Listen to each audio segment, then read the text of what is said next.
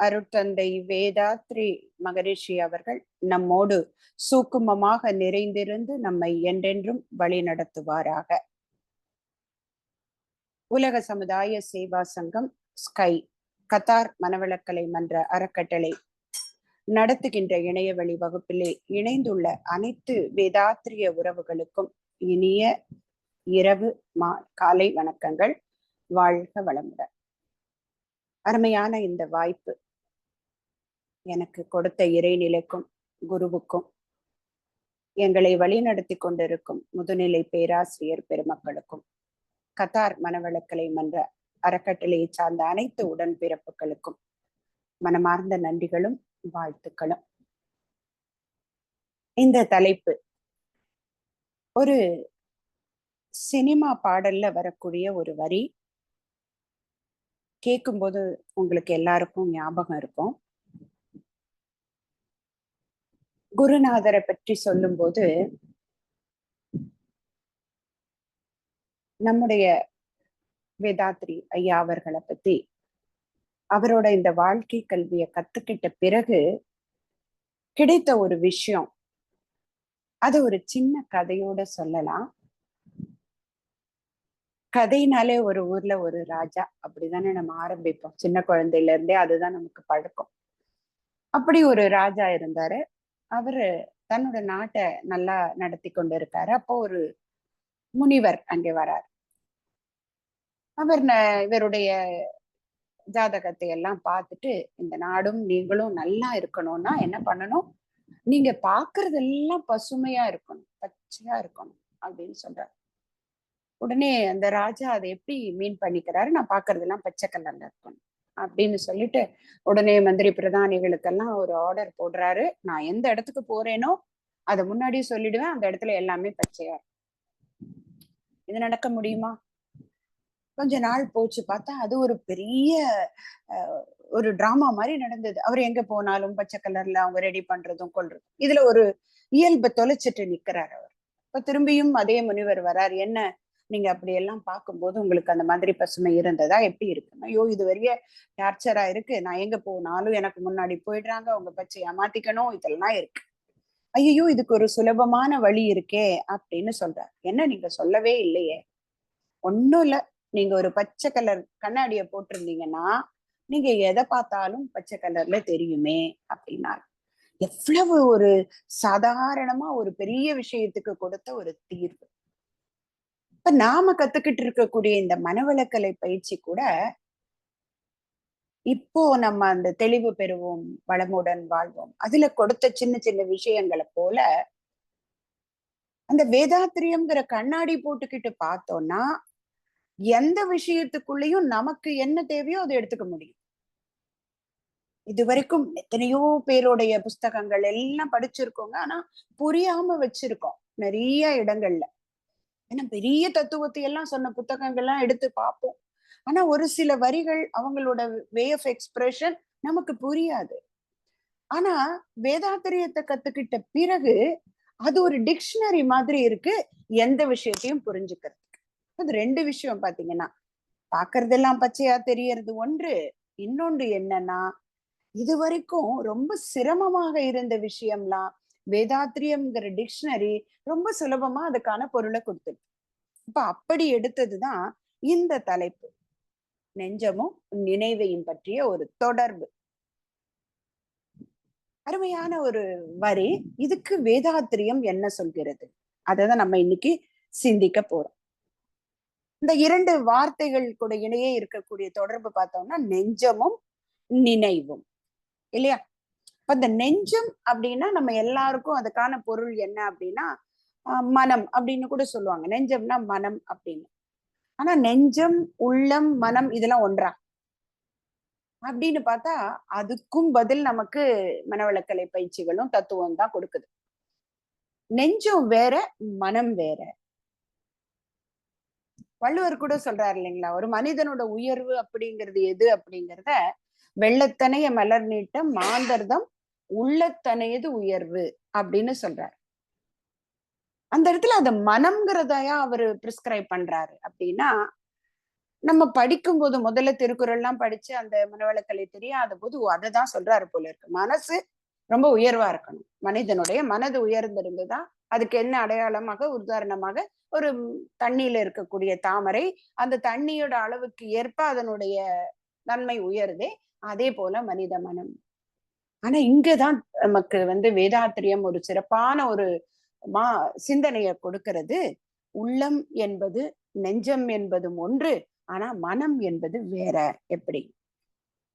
கொஞ்சம் ஒரு பிளாஷ்பேக் பார்க்கலாம். எப்போதுமே நமக்கு ரொம்ப பிடிக்கும் இல்லைங்களா? சினிமா பார்க்கும்போது கூட பிளாஷ்பேக் வந்ததுன்னா ரொம்ப பிடிக்கும். அந்த மாதிரி இன்னைக்கு இந்த இருக்கோமே, இங்க உட்கார்ந்துருக்கோம், நம்ம எல்லாருமே இருக்கோம். இந்த உலகம், இந்த பிரபஞ்சம் எல்லாம் இருக்கு.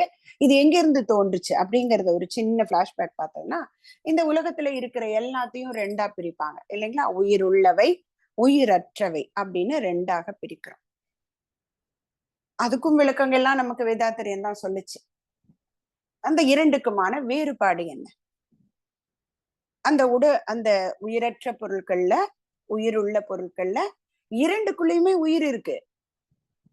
உயிரற்றவைன்னு சொல்லக்கூடியதுக்குள்ளயும் உயிர் துகள் இருக்கு. ஆனால் அது ஏன் உயிர்னு சொல்லப்படல அப்படிங்கிறதுக்கு அருமையான விளக்கம் கொடுக்கறாங்க நம்ம குரு.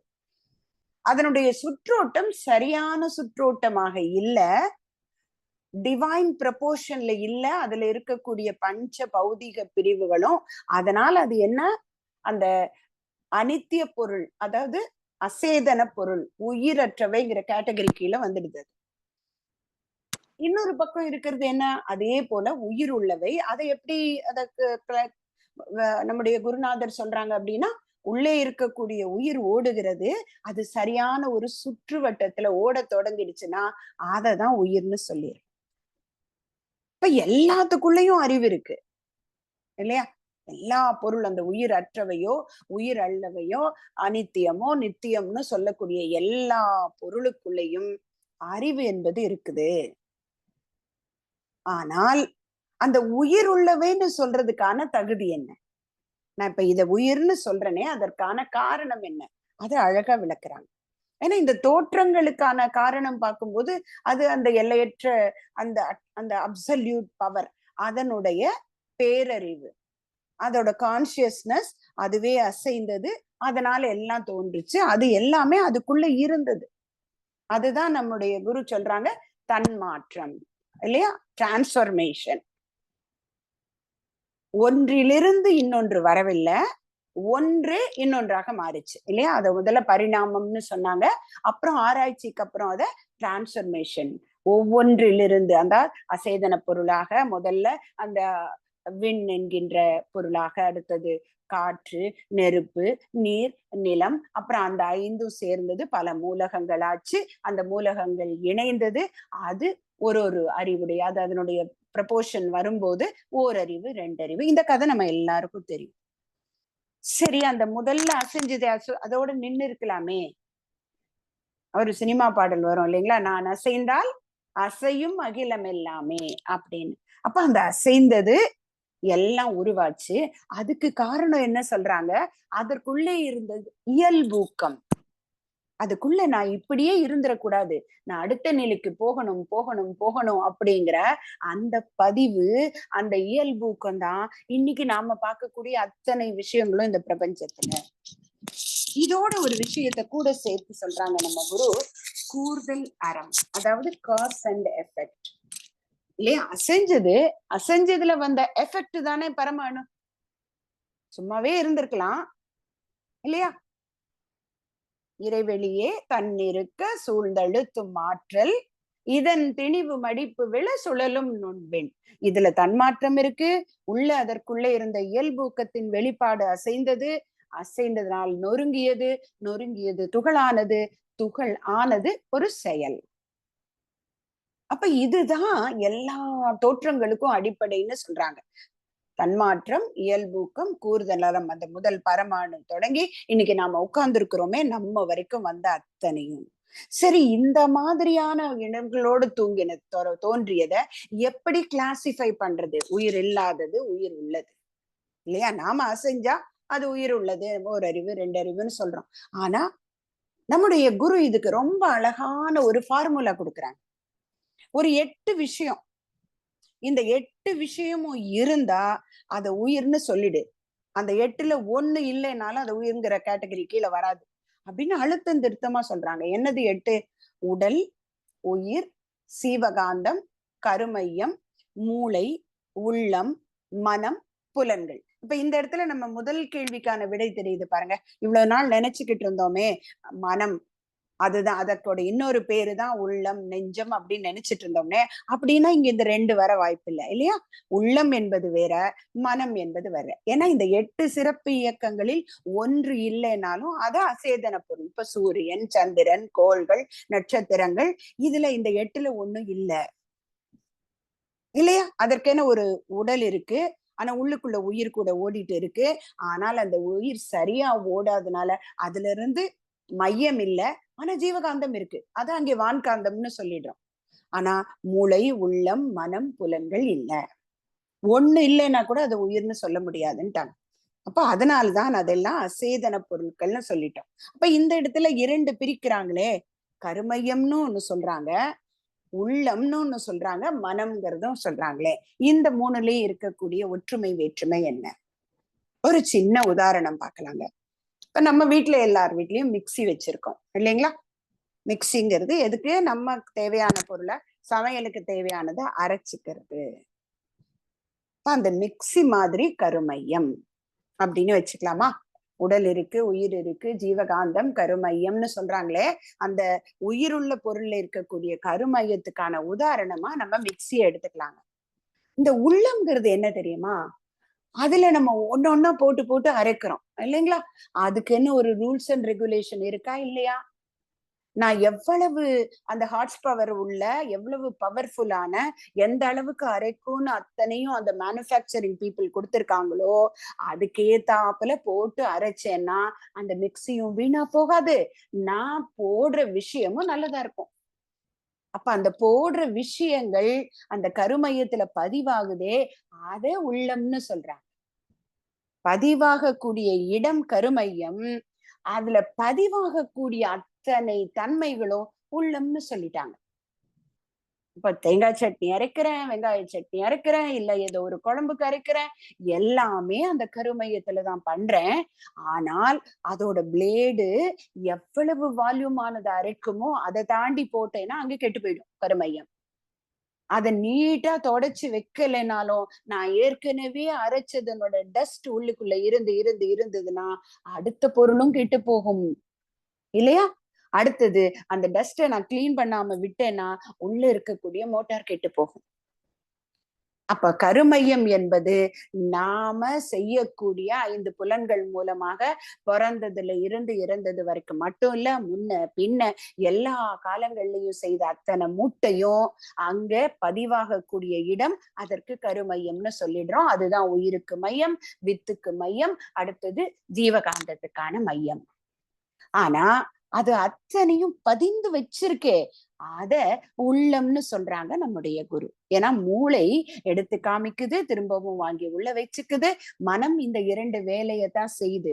மூளை வழியாக எடுத்து காமிக்கிறது, புலன்கள் மூலமாக பெறுகிறது அனுபவத்தை.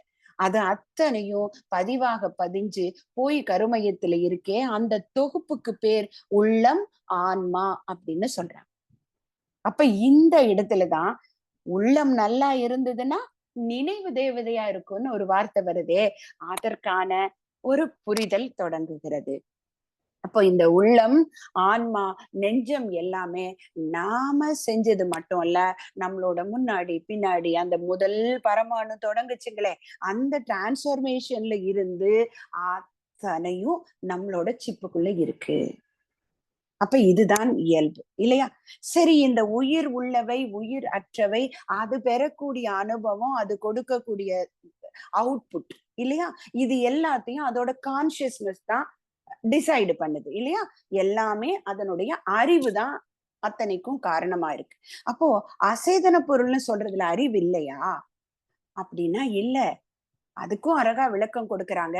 அறிவு இருக்கிறது.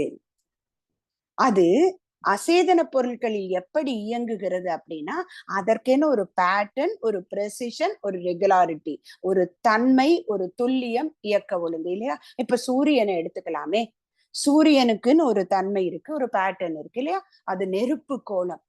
அதனோட மத்தியில இருக்கக்கூடிய நெருப்பு அதனோட விளிம்புக்கு வருவதற்கு எத்தனையோ வருடங்கள் எடுத்துக்கொள்கிறதாம். ஆனா விளிம்பில் இருந்து நம்முடைய பூமிக்கு வருவதற்கு கிட்டத்தட்ட 9 நிமிடங்கள் அப்படின்னு விஞ்ஞானம் சொல்லுது. அப்ப இந்த தன்மை என்னைக்காவது மாறி இருக்கா? இல்ல. அது துல்லியமாக அது இன்ன வரைக்கும் 25 நாட்களுக்கு ஒரு முறை சுற்றுகிறது. அதிலிருந்து வரக்கூடிய நெருப்பினுடைய ஆற்றல் இப்படித்தான் பட்டு கொண்டிருக்கு. அதே இயக்க ஒழுங்கு ரெகுலாரிட்டியோட அது தன்னை சுற்றி இருக்கக்கூடிய அத்தனை கோள்களையும் அந்தந்த இடத்துல பிடிச்சு வச்சு ஓட்டிக்கிட்டு இருக்கு இல்லையா? சூரியனுடைய அந்த காந்த களத்துக்குள்ள விழுந்தவை அந்த இடத்திலே ஓடிக்கொண்டிருக்கு. எப்படின்னா, இப்ப ஒரு ஆற்றங்கரையில ஒரு மரம் இருக்கு. அந்த மரத்திலிருந்து இலை ஆற்றிலே விழுகிறது. நாம என்ன சொல்றோம்? இலை நகர்ந்து போகிறதுன்னு. அல்ல. அந்த இடத்துல ஆறு எடுத்துக்கொண்டு போகிறது. அப்ப இது 2க்கும் என்ன வித்தியாசம்? இலை தானாக நகரவில்லை. அது எந்த இடத்துல விழுந்ததோ, அந்த ஆற்றினுடைய தன்மை, துல்லியம், இயக்க ஒழுங்குக்கு ஏற்ப அந்த இலையை ஆறு எடுத்துக்கொண்டு செல்கிறது. எங்கேயாவது தடப்பட்டதுன்னா, அங்க இலை நின்னுடுமா? இல்லையா? அப்படி இலையாக நகருவதென்றால் அதையும் தாண்டி போகணும் இல்லையா? அப்ப அதுதான் அதற்குள்ளே இருக்கக்கூடிய இயல்பான அறிவு. அப்ப அந்த அறிவின்படி சூரியன் என்கின்ற நெருப்பு கோலம் இந்த பிரபஞ்சத்துல ஒரு இடத்தை எடுத்துக்கிட்டு அந்த இடத்துல சுழன்று கொண்டிருக்கும் போது அதிலிருந்து வரக்கூடிய காந்த அலைக்களத்துல புதனும் சுக்கிரனும் சந்திரனும் பூமியும் இப்படி எல்லா கோள்களும் அதனுடைய தன்மை துல்லியத்துக்கு ஏற்ப ஒரு இடத்தை பிடிச்சுக்குது. அந்த இடத்துல சுழற்சியை தொடங்குகிறது. அப்ப இது எல்லாமே அசேதன பொருட்களுக்குள்ள உள்ள அறிவு. நாம தாங்க ஒரு உதாரணத்துக்கு சொல்றேன். சென்னையில ஒரு சென்ட்ரல்ல இருந்து வேளச்சேரிக்கு வரணும்னா 4 வழி நமக்கு தெரியும். எப்ப டிராபிக் இருக்கிறது, டிராபிக் இல்லாதது, சீக்கிரமா போறது, இந்த மாதிரி எல்லாம் பார்த்து ஒரு நாளைக்கு இப்படி வந்து அப்படி போயின்னு மாறுவோம். ஆனா இந்த இயக்க ஒழுங்கு அசேதன பொருட்கள் மாறுவதே இல்லை. ஒரு நாள் ஆப்போசிட் டைரக்ஷன்ல ஓடலான்னு ஒண்ணு நினைச்சதுன்னா என்ன நடக்குங்க? ஏன்னா அதற்கு கருமையம் இல்ல, மூளை, உள்ளம், மனம், புலன்கள் இல்ல, அனுபவத்தை தெரிஞ்சுக்கிற அறிவு இல்ல. அதனால அது அந்த இயக்க ஒழுங்கின்படியே நடந்து கொண்டு இருக்கிறது. இந்த நிலையில அந்த 5 பௌதீக பிரிவுகளும் ஒரு நாள் சரியான டிவைன் ப்ரப்போர்ஷன்ல சேர்ந்தது. அன்னைக்குதான் முதல் உயிர் தோன்றியது இல்லைங்களா? நம்ம வீட்டுல கூட அந்த அனுபவம் இருக்கும். லீவுக்கு வெக்கேஷனுக்கு போவோம். அப்போ ஒரு மிளகாவத்தல் வாங்கி நிறைய டப்பால வச்சுட்டு போவோங்க. வந்து ஓபன் பண்ணி பார்த்தோன்னே அதுக்குள்ள இருந்து படபட படபடான்னு எல்லாம் பறந்து வரும். ஆனா இன்னைக்கு வரைக்கும் அதை யோசிச்சு பார்க்கல. ஆனா குரு சொன்ன பிறகுதான் யோசிச்சு பாக்குறோம் எங்க இருந்து வந்தது அந்த உயிர். அப்ப அங்கே அங்கே கெட்டி பொருள் இருந்தது, காற்று இருந்தது, நெருப்பு இருந்தது, உயிரும் இருந்தது. ஆனா ஈரப்பசம் இல்ல. என்னைக்கோ ஒரு நாள் ஈரக்கையோட அந்த மிளகாயை எடுத்திருப்போம். அங்கே அந்த மாய்ச்சர் இருந்த உடனே 5 சேர்ந்தது அது ஃபங்கஸா மாறுச்சு. நேரமாக ஆக புழுவானது. அப்புறம் பறவை சின்ன பட்டு பூச்சியாகி பறந்து வந்தது. அப்ப அங்கேதான் தோன்றியது இந்த 5 பௌதீக பிரிவுகளும் சரியான விகிதத்தில் இணைந்த போது கருமையம் தோன்றியது. இந்த 8ம் அங்க இருக்கு. அந்த 8 இயக்கங்களும் இருக்கக்கூடிய அதுக்குள்ள அறிவு எப்படி இருக்கு? அங்கேயும் ஒரு தன்மை, துல்லியம், இயக்க ஒழுங்கு, கூடவே உணர்தல், துய்த்தல், பிரித்துணர்தல். காக்னிஷன், எக்ஸ்பீரியன்ஸ் அண்ட் டிஸ்கிரிமினேஷன் சொல்றாங்க நம்முடைய குரு. அப்படி உணர்தல், துய்த்தல், பிரித்துணர்தல் என்ற வகையில ஓரறிவு முதற்கொண்டு 5 அறிவு வரை இந்த 6 வகையில் அறிவு இயங்கிக் கொண்டு இருக்கு. சரி, அடுத்தது நம்ம வந்துட்டோம் இல்லைங்களா? 6வது அறிவு படைத்த மனிதன். அவனுடைய உச்சக்கட்ட அறிவு. நம்ம குரு சொல்லுவாங்க, கேக்குறாங்க அவங்க கிட்ட, இந்த 6வது அறிவுக்கு அப்புறம் 7வது அறிவு, 8வது அறிவுன்னு எல்லாம் மனிதர்கள் தோன்றுவார்களா அப்படின்னு கேட்டபோது அவங்க சொன்ன பதில், அப்படியெல்லாம் ஒன்றும் தோன்றாது. ஏன்னா இந்த 6 அறிவு படைத்த மனிதன் தன்னுடைய அனுமான அறிவை கொண்டு என்னெல்லாம் பண்ணணும்னு நினைக்கிறானோ அது எல்லாம் அந்த அறிவை கொண்டு அவனே செய்து விடுவான். பறவையை கண்டான், விமானம் படைத்தான். பாயும் நீரில் படகினை கண்டான், எதிரொலி கேட்டான், வானொலி படைத்தான் இல்லையா? அப்ப இது எல்லாம் நடந்ததற்கு காரணம் என்ன? அந்த மனிதனுக்குள்ளே இருக்கக்கூடிய மியூட்டேஷன், அந்த இயல்பு ஊக்கம். அப்ப அதனால அந்த மனிதனிடம், 6வது அறிவு படைத்த மனிதனிடம் எப்படி இருக்கு அறிவு? தன்மை, துல்லியம், இயக்க ஒழுங்கு, உணர்தல், துய்த்தல், பிரித்துணர்தல், கூடவே தன்னை அறிதல், இறைநிலை அறிதல். ஏன்னா நான் வாழ்ந்த நோக்கம் என்ன, நான் எதற்காக வந்தேன்? நம்முடைய குரு ஒரு பாடல்ல சொல்லுவாங்க இல்லைங்களா, நினைவாய் உடல் எடுத்தேன், நிலம் மீது விழுந்த பின்னே என்னை மறந்தேன், எந்த வினை மறந்தேன்னு சொல்லுவாங்க இல்லைங்களா. எப்படி அம்மா ஐயா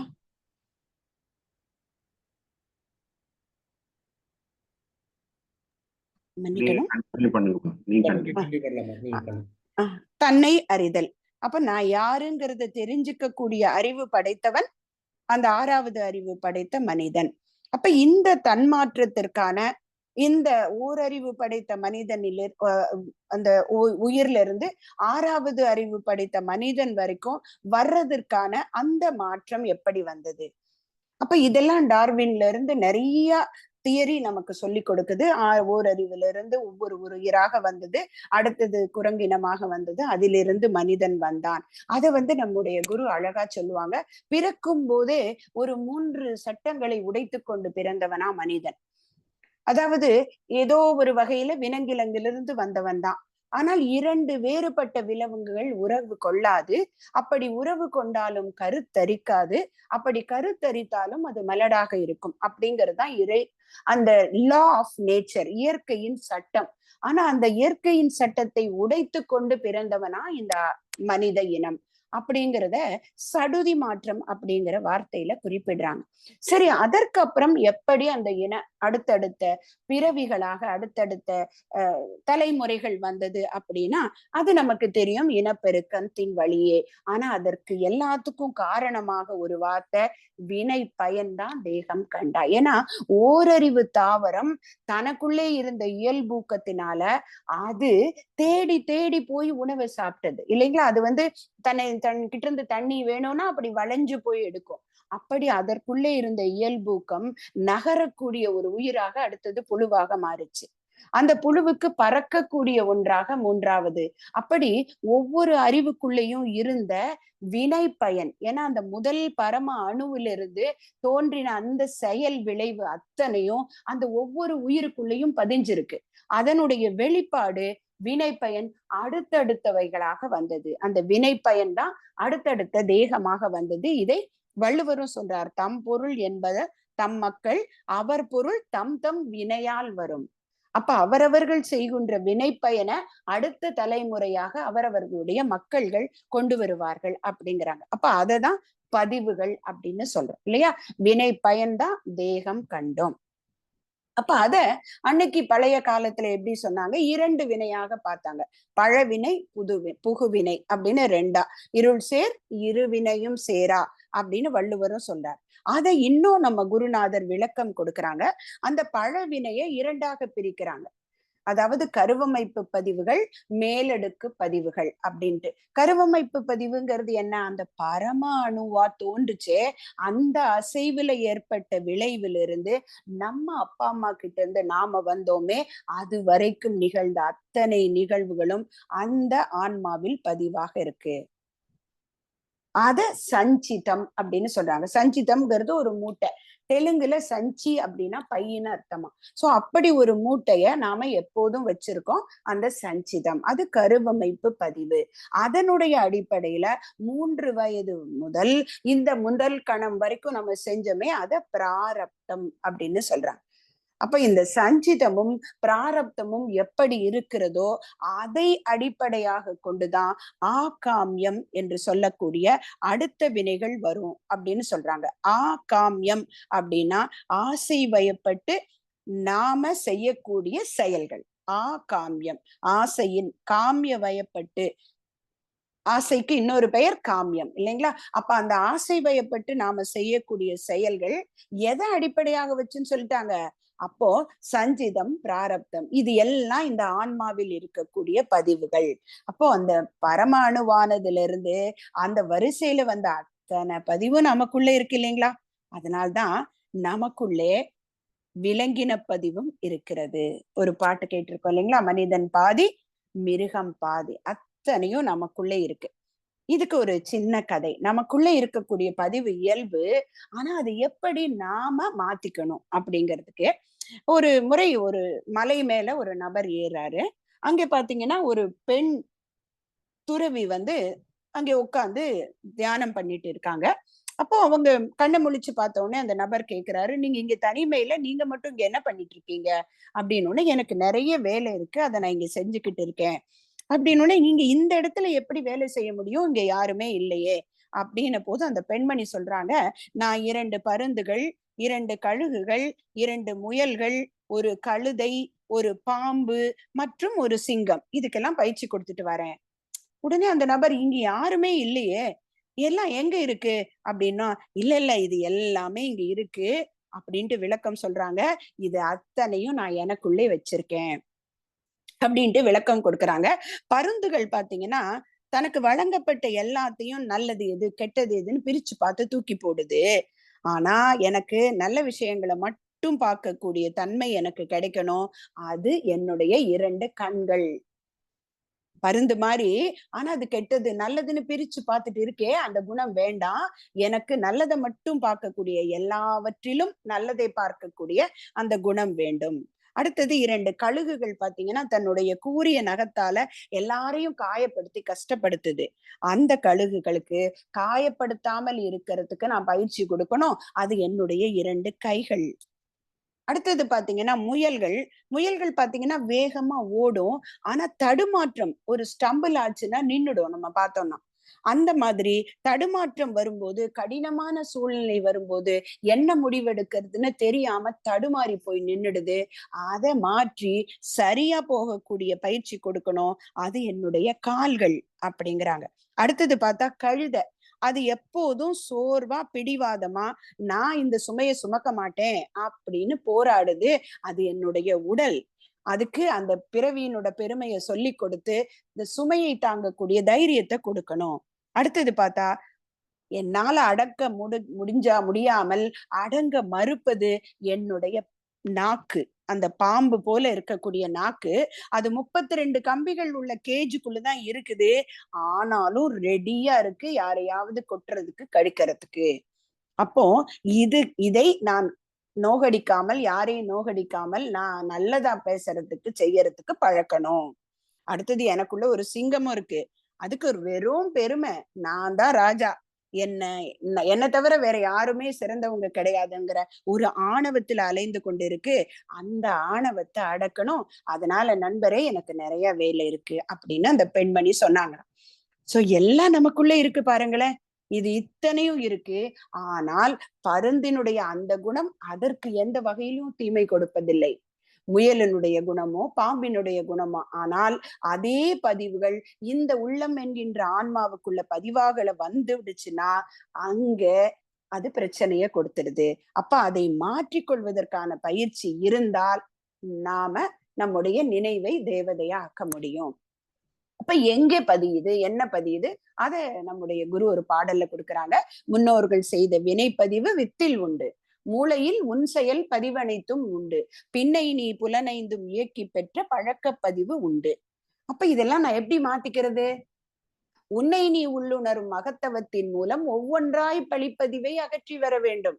ரொம்ப சுலபமா ஆல்ட் ஏ கொடுத்து எல்லாத்தையும் செலக்ட் பண்ணி டிலீட்லாம் பண்ண முடியாதுங்கிறாங்க. உன்னை நீ உள்ளுணரும் மகத்தவத்தின் மூலம் ஒவ்வொன்னாதான் அழிக்கணும். ஒவ்வொன்றாய் பழிப்பதிவை அகற்றி வர வேண்டும். சரி, என்கிட்ட நல்ல பொருள், புகழ், செல்வாக்கு இருக்கு. நான் யாராவது ஒரு பிரான்சைஸ் உட்கார வச்சு அவங்க எனக்கு பதிலா இதெல்லாம் பண்ணலாமா அப்படின்னு அதையும் சொல்றாங்க. உன்னில் பதிவான வினைப்பதிவுகளை மாற்ற, தணிக்க பொருள், புகழ், செல்வாக்கு பயனாகாது. அது ஒண்ணும் செய்ய முடியாது. என்னுடைய பசிக்கு நான் தான் சாப்பிட்டாகணும். அப்ப அந்த அத்தனையும் எனக்குள்ள இருக்கு. ஏன்னா ஒரு மரத்தினது தன்மை எல்லாம் வித்தில் அமைஞ்சிருக்கு இல்லையா? அந்த விதைய பார்த்தா மரம் தெரியாது. ஆனால் அந்த விதையை தண்ணிக்குள்ள போட்டு அது வளர்ந்து, சரி, மண்ணுக்குள்ள போட்டு தண்ணி ஊத்தி வளர்த்தா அது அந்த மரமாக வெளியே வரும். ஒரு மாமர விதையிலிருந்து மாமரம் தான் வரும், வேப்ப மரம் வராது. அப்ப அது அத்தனையும் அந்த ப்ளூ பிரிண்ட்டுக்குள்ள இருக்கு. அதே போல நமக்கும் அந்த முதல் பரம அணுவில இருந்து இது வரைக்கும் வந்த அத்தனை பதிவுகளும் நம்முடைய ப்ளூ பிரிண்ட்டுக்குள்ள, அந்த உள்ளம் என்கின்ற ஆன்மா அந்த கருமையத்துக்குள்ள வச்சுக்கிட்டு இருக்கு. அப்ப இந்த நதி, இந்த வந்த விஷயத்தை பத்தி சயின்ஸும் சொல்லுது. அத மாதிரி ஆராய்ச்சியாளர்கள்ல ஒருத்தர் ரிச்சர்ட் டாக்கின்ஸ் சொல்லக்கூடியவர், அவருடைய புத்தகம் a river from out of Eden, Eden அப்படின்னு சொல்லிட்டு இருக்கு. அது கிண்டில்ல கூட அந்த புத்தகம் இருக்கு. ஏடனில் இருந்து பெருகும் நதி அப்படின்னு. அதுல ரொம்ப அழகா அவர் சொல்றாரு. இந்த பதிவுகளை அவர் டிஎன்ஏ அப்படின்னு இன்னைக்கு நம்ம மெடிக்கலி சொல்லக்கூடிய வார்த்தையை வச்சு சொல்றாரு. அந்த புத்தகத்தோட ஆரம்பத்திலேயே அவர் கொடுக்கறது ரொம்ப ரொம்ப நல்லா இருக்கு. அதாவது இந்த உலகத்துல தோன்றின ஒரு ஓரறிவு ஜீவன்கள், காளான்கள், சிங்கங்கள், முயல்கள் எல்லாம் நாம அத்தனை பேரும் இந்த புத்தகத்தை படிச்சுக்கிட்டு இருக்கிற அத்தனை பேரும் ஒரு கணம் நம்முடைய பிளாஷ்பேக்கை யோசிச்சு பார்க்கலாம். நாம வந்த வழியில யாராவது ஒருத்தருக்கு குழந்தை இல்லை அப்படின்னா நம்ம உட்கார்ந்துருக்க மாட்டோமே இங்க. இந்த புத்தகத்தை படிக்கிற வாய்ப்பு நமக்கு கிடைச்சிருக்குமா? அப்படி கிடைச்சதுன்னா அந்த நதி எந்த இடத்துலயும் தடை இல்லாத நதி அப்படிங்கிறாரு அவரு. டிஎன்ஏ பத்தி சொல்லும் போது அந்த ஏடன் அப்படிங்கிறது அது அவங்களுடைய அடைமொழிப்படி சொல்றாங்க. அப்போ அந்த அப்சல்யூட் ஸ்பேஸ்ல இருந்து அந்த பரம அணுவானதுல இருந்து அத்தனையும் அந்த சிப்புக்குள்ள இருக்கு. அது ஒவ்வொரு பதிவாக அந்த செல்கள் சொல்றோம் இல்லைங்களா, 23 குரோமோசோம் மாறி வரும்போது எங்கிருந்து எதை எடுக்கும்னு யாரும் கண்டுபிடிக்க முடியாது. ஐடென்டிக்கல் ட்வின்ஸா இருந்தாலும் சரி, நான் ஐடென்டிக்கல் ட்வின்ஸா இருந்தாலும் அவர்களுக்குள்ளேயும் எல்லாம் ஒரே மாதிரி இருக்கும்னு சொல்ல முடியாது. அந்த 23வது குரோமோசோம் பிரிகிறதே அதுதான் எந்த பால் நிர்ணயம் கூட பண்ணுது அப்படின்னு சயின்ஸ் சொல்லுது. அப்ப இது அத்தனையும் நமக்குள்ள இருக்கும்போது நமக்குள்ளே அந்த பதிவுகளும் இருப்பது இயல்புதான் அப்படின்னு நம்ம குரு சொல்லிட்டாங்க. அந்த உள்ளத்துக்குள்ள எல்லாம் இருக்குது. அந்த மிருகத்தன்மையும் இருக்கு, மனித தன்மையும் இருக்கு. அதை மேல கடந்து நாம போக வேண்டிய அந்த உச்சக்கட்ட தன்மையும் இருக்கு இல்லையா? இப்போ மனுஷ ரூபத்துல தானே எல்லாரையும் பாக்குறோம் நாம. அந்த மனுஷ ரூபம் தானே நமக்கு உதவி செய்கிறது. அதற்குள்ளே இருக்கக்கூடிய இந்த விலங்கின தன்மைகள் இயல்புதான். அப்ப அதை எப்படி மாத்திக்கிறது? இந்த வைரமுத்து ஐயாவுடைய பாடல் ரொம்ப அழகா வேதாத்திரியத்தோட ஒத்து போகிறது இல்லையா? வெளியே மிருகம் உள்ளே கடவுள் விளங்க முடியா கவிதை நான். மிருகம் கொன்று கடவுள் வளர்க்க பார்க்கின்றேன். ஆனால் கடவுள் கொன்று உணவாய் தின்று மிருகம் மட்டும் வளர்கிறது. அடுத்த நிலைக்கு போகணுங்கிறது எல்லாருக்குள்ளயும் இன்பில்ட்டா கொடுக்கப்பட்டு அனுப்பப்பட்டது. ஆனா எப்படி ஒரு அம்மா வந்து ஹோம்ஒர்க் செய்யணும்னு சொல்றாங்க, ஆனா குழந்தை நான் 1 மணி நேரத்துல விளையாண்டுட்டு வரேன்னு சொல்லிட்டு விளையாட போற குழந்தை, அம்மா இன்னும் 1/2 மணி நேரமா, இன்னும் 10 நிமிஷமா, நான் வந்துடுறேன்னு நான் எதற்காக வாழ்க்கையோங்கிறத மறந்து இங்க கிடைக்கக்கூடிய போகம் அந்த அனுபோகத்துல மயங்கி நின்னதுனால நான் மாத்திக்கணுங்கிற தன்மை புரியாததுனால இதை இயல்பாக்கி கொள்கிறது. அப்போ அந்த தன்மைகள் இயல்புதான். இப்ப நம்ம அந்த கதையில பார்த்தோம் இல்லைங்களா, அந்த பருந்துக்கும் முயலுக்கும் பாம்புக்கும் அதனுடைய தன்மை பாதுகாப்பாக அமைஞ்சிருக்கு. ஆனால் அதே குணம் மனிதனில் வரும்போது அங்கே மாற்றிக்கொள்ளணும்.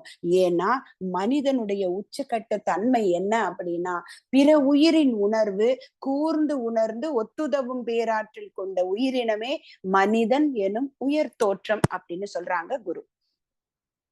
என்ன அருமையான வார்த்தை பாருங்களேன். பிற உயிரின் உணர்வு கூர்ந்து உணர்ந்து ஒத்து உதவும் உயிர் பேராற்றல் கொண்ட உயிரினமே மனிதன் எனும் உயர் தோற்றமா. இன்னொரு உயிர் கஷ்டப்பட்டா அதை சொல்லணும்னு அவசியமே இல்லையா. சொல்லாமலே புரிந்து கொண்டு ஒத்து உதவக்கூடிய தன்மை உடையவன் அந்த 6வது அறிவு படைத்த மனிதன். அப்ப அந்த நம்மளோட கால்குலேட்டிவ் தெரியும், நம்ம எங்க போய் சேரணுமோ அந்த அப்சல்யூட் பவர், அந்த சுத்த சைத்தன்யம், அதுல இருந்து களங்கங்கள் சேர்ந்தது நாம வந்துட்டோம். இப்ப களங்கங்களை கழிக்க நாம திரும்பவும் எங்க போய் சேரணுமோ அதோட போய் சேர முடியும். அதற்கு என்ன பண்ணணும்? முதல்ல என்ன குப்பைன்னு தெரிஞ்சா தானே குப்பையை எடுக்க முடியும். களங்கங்கள் இருக்குன்னு தெரியும், ஆனா என்ன வைரஸ்ன்னு தெரிஞ்சாதானே வேக்சின் கொடுக்க முடியும் இல்லைங்களா? அதை ஆராய்ச்சி செய்து பார்த்துதானே இன்னைக்கு எந்த வைரஸ்னாலும் நம்முடைய மனித அறிவு அதற்கென ஒரு மாற்று மருந்தை கண்டுபிடிக்குது. அப்ப அதே போல இந்த கருமையமும் வாங்கி வச்சுக்குதுங்களே அத்தனை விஷயத்தையும், அதுல எது கெட்டது அப்படின்னு தெரிஞ்சாதானே தூக்கி போட முடியும். நான் வீடு கிளீன் பண்ணணும்னு நினைக்கிறேன், ஆனா கிளீன் பண்ணணும்னா முதல்ல எந்த ரூம்ல இருந்து ஆரம்பிக்கிறது? எந்த ரூம்ல அதிகமா குப்பை இருக்கோ அங்கதானங்க ஆரம்பிப்பேன். ஏன்னா நான் எனர்ஜெட்டிக்கா இருக்கிறேன். முதல்ல நிறைய குப்பை இருக்கிறது சரி பண்ணிட்டேன்னா அப்புறம் எனக்கு ஈஸி ஆயிடும். அப்ப இங்கதான் குரு லிஸ்ட் கொடுக்குறாங்க நமக்கு. எதெல்லாம் தப்பு கண்டுபிடிச்சிட்டு அதுக்கப்புறம் ஆராய்ச்சி செய்து அந்த உள்ளே இருக்கிறத அழிக்கலாம். ஏன்னா ஒவ்வொன்றை நீ உள்ளணரும் மகத்தவத்தின் மூலம் ஒவ்வொன்றாய் பழிப்பதிவை அகற்றி வர வேண்டும். அது என்ன பழிப்பதிவு? அது என்ன? அதுக்கு ஒரு பாடல் கொடுத்துட்டாங்க, ஒரு லிஸ்ட் கொடுத்துட்டாங்க.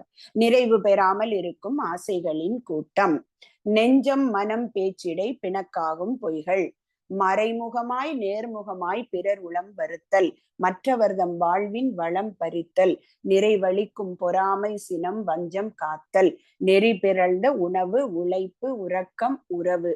கடைசியா சொல்றாங்க, கரைபடிந்த எண்ணம் இவை கருமையம் தன்னை களங்கப்படுத்திவிடும் கருத்தோடு சீர் செய்வோம். லிஸ்ட் கொடுத்தாச்சு.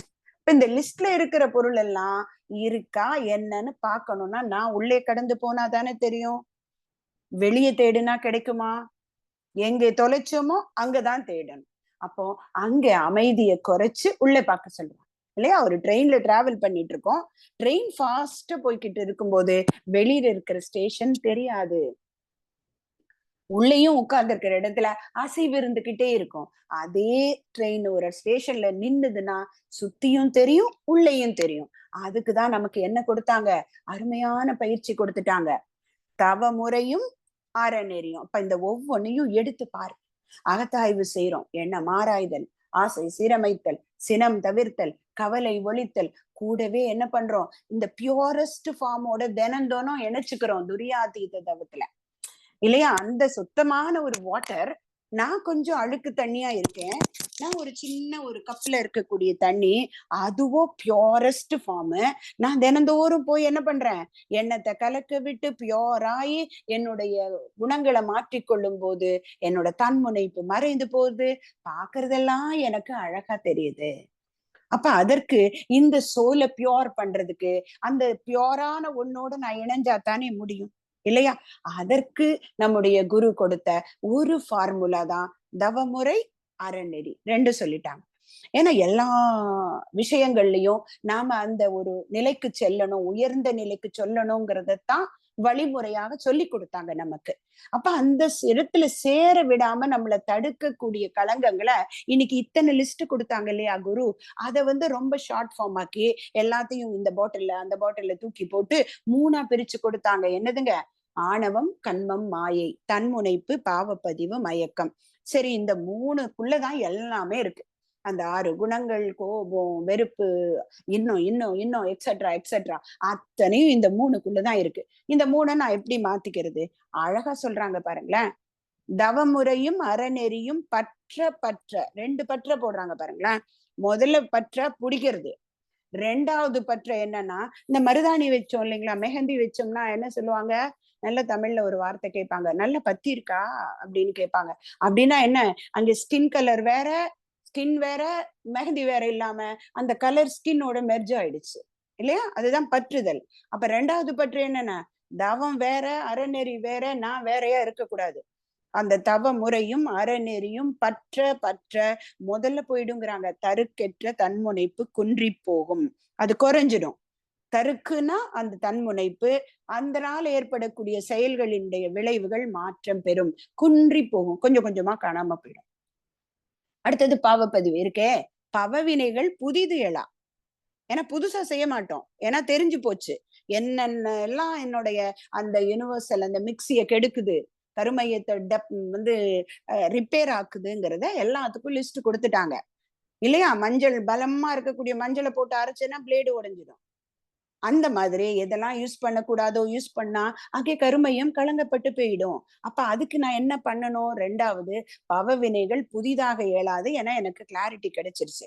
ஆனா பழசு இருக்கே, பிளாஷ்பேக் என்ன பண்றது? பவவினைகள் புதிது இயலா, முன்னம் செய்த பதிவுகளும் மறைந்து போகும். அங்க சூட்சுமமா சொல்லிட்டாங்க. அதுக்கு நான் 3 வழி கொடுத்திருக்கேன். பிராயச்சித்தம், அடியோடு அழித்தல், மேல் பதிவு செய்தல். ஒரு சாம்பார் வைக்கிறதுக்கு புளிதான் முதல்ல ஊத்துறோம், அதுக்குள்ள பருப்பு போடுறோம், அதுக்கப்புறம் அதுல காய் போடுறோம், தேங்காய் போடுறோம். இப்படி போடக்கூடிய பொருளுக்கு ஏற்ப அதனுடைய ஸ்வீட் தன்மை, அந்த சாம்பாரினுடைய குணம் மனம் மாறுதா இல்லையா? அது மாதிரி மேல் பதிவாக நல்ல செயல்களை போட போட போட போட அங்கே அந்த கருமையம் தூய்மை பெறுகிறது. அதனால பழைய பதிவுகளையும் மாற்றிக்கொள்ளலாம், கவலைப்படாத. பவ வினைகள் புதிது எழா, முன்னம் செய்த பதிவுகளும் மறைந்து போகும். அடுத்தது, அந்த எல்லையற்ற அந்த பவரை எங்க பார்க்கணும்? அதுக்குன்னு தனியா தேட வேண்டாம். ஜீவன்கள் எல்லாத்துக்குள்ளயும் இருக்கிறார் அந்த பவர். அப்ப அவங்கள பார்க்கும் போதெல்லாம் அங்கிங்கனாதபடி எங்கும் இருக்கக்கூடிய பார்க்கக்கூடிய பொருள் எல்லாம் அந்த அல்டிமேட் பவரை பார்க்கலாம். எல்லாத்துக்குள்ளேயும் அது இருக்கு. எப்பொருள் எத்தன்மை தாயினும் அப்பொருள்ல இருக்கக்கூடிய மெய்ப்பொருள். சிவநிலையை சிவநிலையை உணர்ந்து கொண்டால் சிறுமை தரும் மயக்க மாயை ஏது. மாயை ஏன் வருது? இவங்களை எனக்கு ரொம்ப பிடிச்சிருக்கு, இவங்களை எனக்கு பிடிக்கல, இவங்க எனக்கு நல்லது செஞ்சாங்க, இவங்க எனக்கு கெட்டது செஞ்சாங்கன்னு ஒரு மயக்கத்துல வேணும் வேணான்னு வச்சிருக்கோம் இல்லைங்களா? எல்லாரையும் அந்த அல்டிமேட் பவரா பார்க்க கத்துக்கிட்டேன்னா நேசிப்பேனா இல்லையா? அதுதான் சொல்றாங்க கடைசி வரியில. இதை தவிர வேற வழி இல்லப்பா. இந்த தவ முறையும் அறநெறியும் பற்ற பற்ற முதல்ல ஆணவம் போயிடுது, அடுத்தது பாவப்பதிவை மாத்திக்கிறோம், மூன்றாவதாக அந்த மயக்கமும் போயிடுச்சு. இதை தவிர வேறு வழி இல்லை.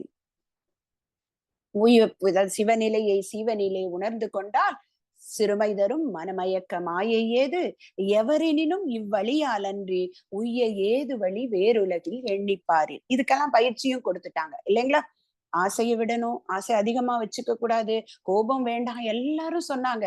ஆனா விடுறதுக்கான பயிற்சி நம்முடைய குரு கொடுத்தாங்க. அப்ப அதை பின்பற்றும் போது இதை எல்லாவற்றையும் மாற்றிக்கொள்ள முடியும். அப்படி மாற்றிட்டேன்னா நாம சொன்ன நினைவு தேவதையாத்தான் இருக்கும். நம்முடைய நினைவு மட்டும் இல்ல, மற்றவர்கள் நமக்கான நினைவுகள்லயும் தேவதையா இருப்போம். முண்டாச கவி சொல்லக்கூடிய அத்தனையும் மனதில் உறுதி வேண்டும், வாக்கினிலே இனிமை வேண்டும், நினைவு நல்லது வேண்டும். அப்படி நினைவு நல்லதா இருந்தா நெருங்கிற பொருள் கைப்படும். அப்ப அந்த கனவு மெய்ப்பட வேண்டும், கைவசமாவது விரைவில் வேண்டும். என்னெல்லாம் வேணும்? வாழ்க்கைக்கு தேவையான அத்தனையும் வேணும். தனமும் இன்பமும் வேண்டும், தரணியிலே பெருமை வேண்டும், கண் திறந்திட வேண்டும், காரியத்தில் உறுதி வேண்டும், பெண் விடுதலை வேண்டும், பெரிய அதாவது மண் பயனுற வேண்டும், வானகம் இங்கு தென்பட வேண்டும். கடைசியா சொல்றாரு பாருங்க, உண்மை நின்றிட வேண்டும். இல்லையா?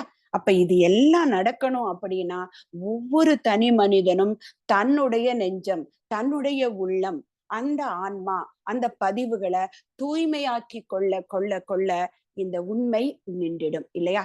அதற்கு ஒரு சின்ன உதாரணம் சொல்லி நான் நிறைவு பண்ணிக்கிறேன். இன்னைக்கு நிகழ்ந்த நிகழ்வு. இந்த தலைப்பை எடுத்துக்கிட்டு கொஞ்சம் யோசிக்க ஆரம்பிச்ச பிறகு இன்னைக்கு கொஞ்சம் எனக்கு ஒரு நிறைய கொஞ்சம் டிஸ்டர்பன்ஸ் இருந்தது ஒரு சின்ன விஷயங்கள்ல. அப்போ எப்படி நம்ம கொடுப்போமா, நம்ம நல்லா கொடுப்போமா மாட்டோமா, நம்ம நல்லா ப்ரிப்பேர் பண்ணியிருக்கோமா அப்படிங்கிற மாதிரி சாயந்தரத்துல இருந்து ஒரு விஷயம். ஆனா ப்ரிப்பரேஷனும் பண்ணிக்கிட்டே இருக்கும்போது, அதாவது எதுக்காக சொல்றேன்னா, நாம எந்த இடத்திலும் நல்லதோட நம்ம கனெக்ட் ஆகும்போது இந்த உலகத்தில் இருக்கக்கூடிய நல்லது நமக்கு உதவி செய்கிறது. அப்படிங்கிறதுக்கு ஒரு உதாரணம், நம்மளோட நண்பர் ஒருத்தர், வேதாத்திரிய நண்பர். அவங்க ரொம்ப நாளா எனக்கு பேசவும் இல்ல, மெசேஜும் போடல. இன்னைக்கு ஒரு மெசேஜ் போடுறாங்க, வாய்ஸ் மெசேஜோட போடுறாங்க. எனக்கு இன்னைக்கு காலையில இருந்து தோணிக் கொண்டு இருந்தது, ஒரு பாட்டு கேட்டுட்டே இருந்தேன், அப்ப இந்த பாட்டை உங்களுக்கு அனுப்பணும்னு நினைச்சேன் கோதையம்மா. உங்களோட ஸ்பீச் எப்படி இருக்கும் அப்படின்னு கேட்டா நான் இந்த பாடலை பதிலா சொல்லணும்னு நினைச்சிட்டு இருந்தேன். உங்களோட இந்த ஃபிளையர் வந்தது, அதனால நான் இப்ப சொல்றேன், உங்க பாட்டு கேட்கலன்ட்டு.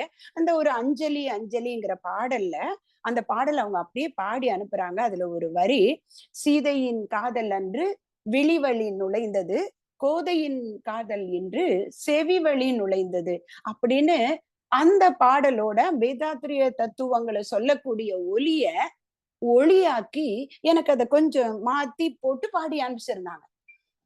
இந்த கணம் நான் உடனே நினைச்சேன், இந்த விஷயம் கண்டிப்பாக இன்னைக்கு பகிரப்பட வேண்டும்.